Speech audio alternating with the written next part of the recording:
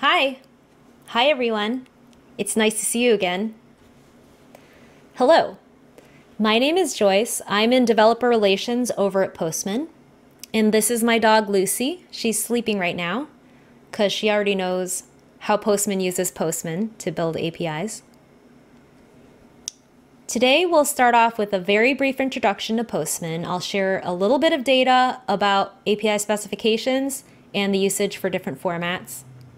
And then we'll dive into how Postman uses Postman to build APIs. But first, a word from my sponsor. Hello from Postman. Postman is an API collaboration platform used by more than 12 million people. Why is there a Postman talk from me at an API specifications conference? Well, when you're thinking about the overall API development lifecycle, think about where people use API specs. You can use specifications to define an API, generate mocks, do some testing, validate the schema, generate some documentation. Specs are used throughout this entire API producer lifecycle. But the primary interaction is going to be here under the define part of the donut. You can use Postman throughout this entire lifecycle. In fact, a couple years ago, Postman released support for API specifications like OpenAPI and GraphQL. These were two of the most requested features at that time. But there's a lot of API specifications out there. Which standards are the most popular? So year over year, Postman takes a look at the adoption of these standards. This ranking hasn't changed a lot.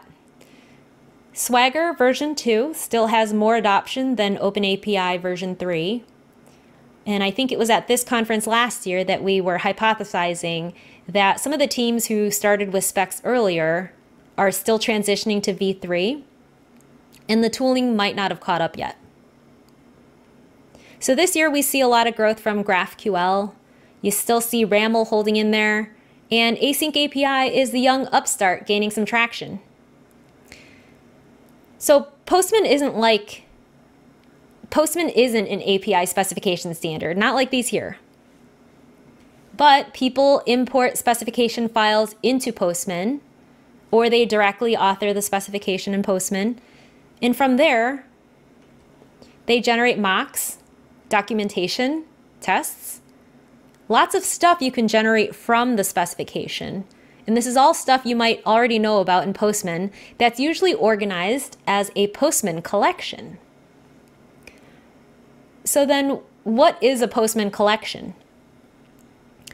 Collections were never intended to be a specification description format, but people sometimes use collections to do some of the same things that they're doing with specs, like design, mock, test, document their APIs. So very basically, a collection is a folder of API calls. It's a group of requests, but it's also an executable description of an API.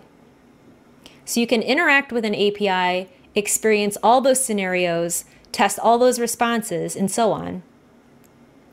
So Postman Engineering uses collections kind of in the same way you might be using specs. Okay, so how does Postman use Postman to build an API? Let's first talk about Postman Engineering. So Postman as a company has engineers, designers, people like me scattered all around the world. How our teams are organized really drives what you see in the Postman app. Does that sound familiar?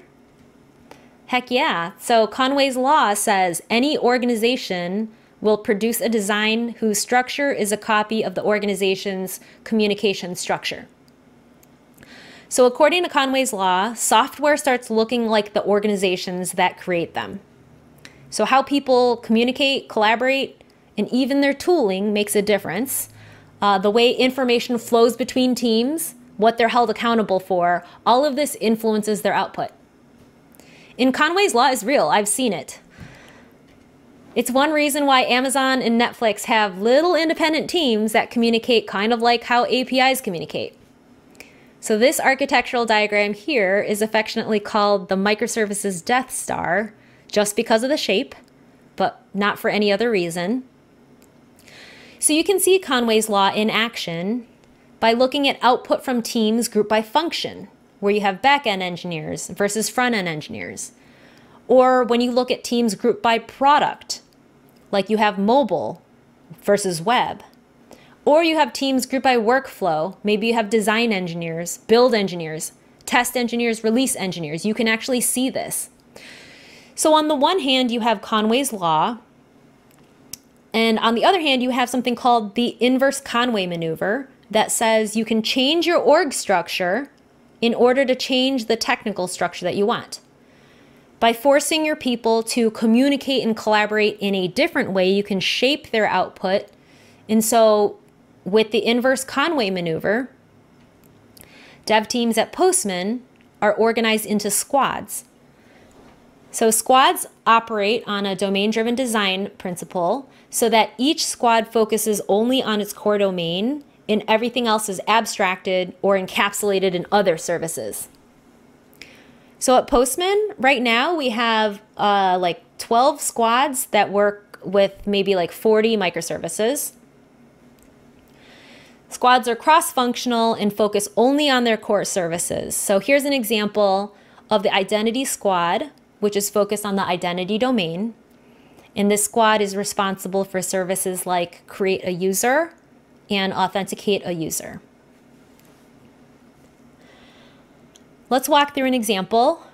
How would the identity squad spin up a new service? So the identity squad is the producer for this new service. And in Postman, tactically, what that would look like is the producer creates a brand spanking new team workspace. In this case, the name of the workspace is called Identity Service, #service. You can see that at the top in the center. This workspace is going to be the single source of truth for this new service. So the workspace, the team workspace, is where all the collaboration happens, all the magic happens in Postman. And this is where you're going to find collections of tests, mocks and monitors, documentation, all the stuff associated with this new service that describes the expected behavior of this new service. So you have this pristine, brand new workspace. And then the identity squad is going to make a blueprint collection to describe the new service. The name of the collection actually contains #blueprint in the name. And the blueprint collection is a group of requests describing different use cases by pairing together proposed client requests with proposed server responses. So including examples of each request to document those responses, this entire blueprint or collection of examples is the proposal to describe this new service. So with this blueprint collection, now consumers can weigh in, they can poke holes, they can begin shaping what they want the service to be. So this time right now is the cheapest time to course correct. This is when the cost of bugs is the lowest. You're making sure you're not building the wrong thing, and it's not expensive to course correct. So you're gathering all this feedback through threaded comments in Postman like this, face-to-face or offline. You're gathering all this feedback, and once all the stakeholders hammer out all the details, the collection becomes an agreement or a contract or a pact for this new service. So those example requests and responses from the blueprint then inform mocks. And these mocks are running on Postman servers. This mock is a contract between the producer and the consumers of this service. And at this point, we have a contract. We can start building the service and any other dependent services in parallel.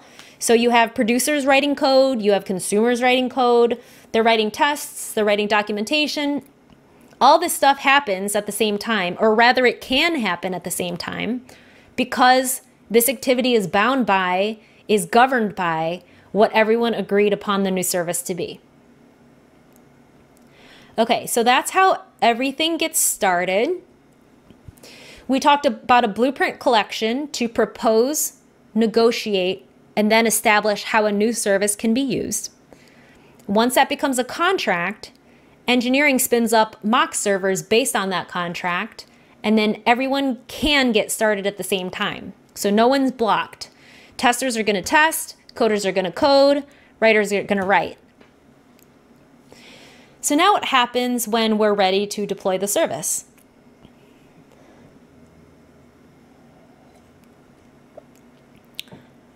Well, when we're ready to deploy the service, we test to make sure our service works. In addition to contract tests, we have unit tests, functional, security, integration tests, end-to-end workflows. Any kind of test, we build out all of these tests in collections to make sure our service works, but also to make sure that we're not breaking somebody else's code.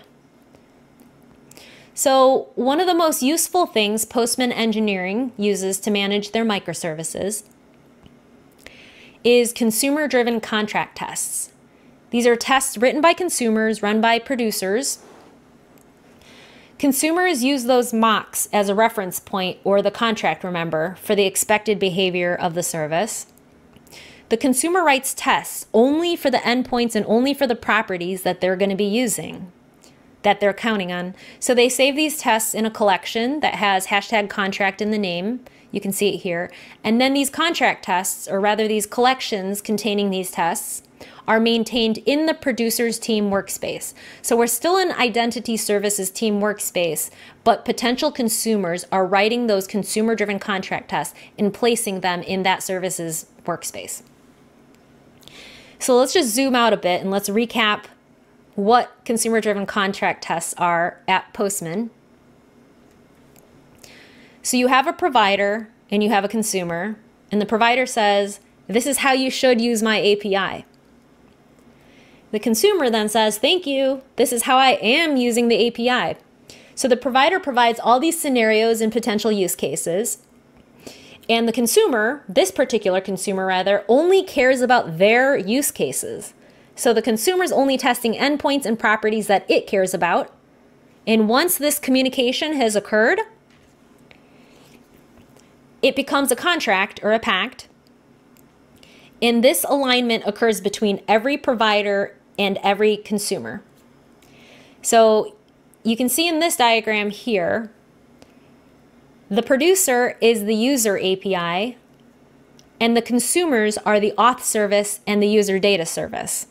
So two consumers, one provider. The producer shares the blueprint saying, this is how you should use my API. The consumers each look at the blueprint to build their contract and say, this is how I'm using your API. This is how I'm using your API. I'm only using these endpoints and these properties. I only care about these. So now when the identity squad is ready to deploy any changes, they run these consumer-driven contract tests against their code as part of their continuous integration pipeline. So tactically, what's happening in Postman is that we use the Postman API to pull all the collections in a team workspace. And then we look for collections tagged with hashtag contract, hashtag security, whatever type of test you want to run. And then engineering uses a Postman node package called Newman to run these tests in Docker. And only if those contract tests pass does the code then deploy to the next server environment. So besides contract tests, Postman Engineering runs a boatload of other tests too. Engineers schedule monitors to run all sorts of tests from Postman servers. Alerts and summaries are piped into Slack, email. We also have alerting and analytics integrations. So we test in primarily two different ways. The first one is we test on demand with Newman as part of our continuous integration pipeline. And we also test ongoing with monitors running from Postman Cloud. So in the first way with Newman, we deploy making sure we're not breaking anybody else's code. And in the second way, we make sure nothing is breaking after we deploy, so ongoing. And all of this testing then informs a continuous feedback loop that goes back to Postman. Okay, so that's how Postman uses Postman to build APIs. And if it wasn't super obvious, Postman uses Postman a lot. So I like to say that we're the first canaries in the coal mine.